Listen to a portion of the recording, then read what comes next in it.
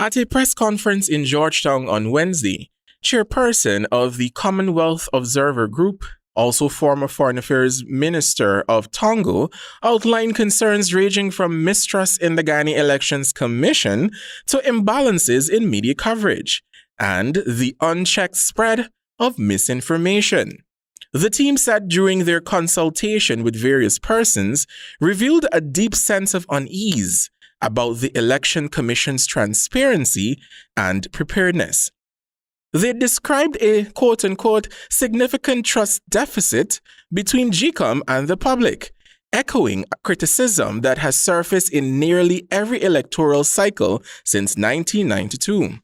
Stakeholders raised particular worry about the reliability of the voters' list, which some political actors insist is inflated.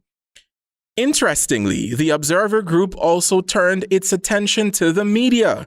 State-run outlets were criticized for giving disproportionate coverage of the governing party, while several private outlets admitted to censoring themselves for fear of victimization.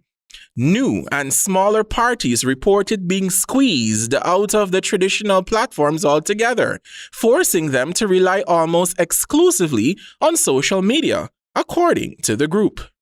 However, there were concerns raised about the disproportionate coverage of the governing party by the state media.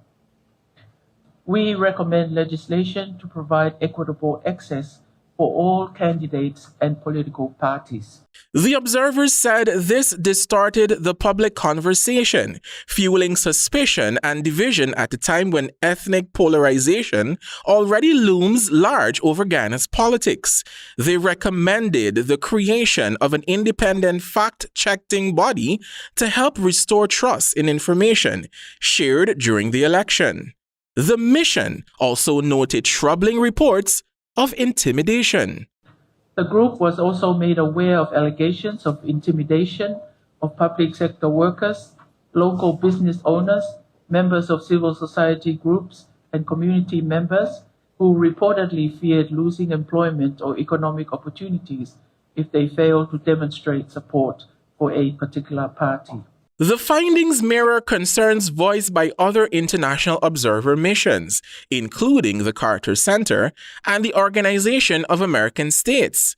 Both organizations have repeatedly highlighted weakness in GCOM's structure, the need for a clean voters list, and the dangers of the media bias and information. In 2020, similar criticisms dominated their preliminary reports, with both bodies urging reform to prevent contesting outcomes.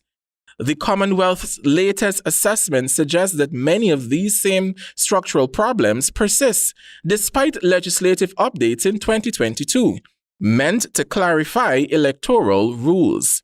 Javon Vickery, HGP Nightly News.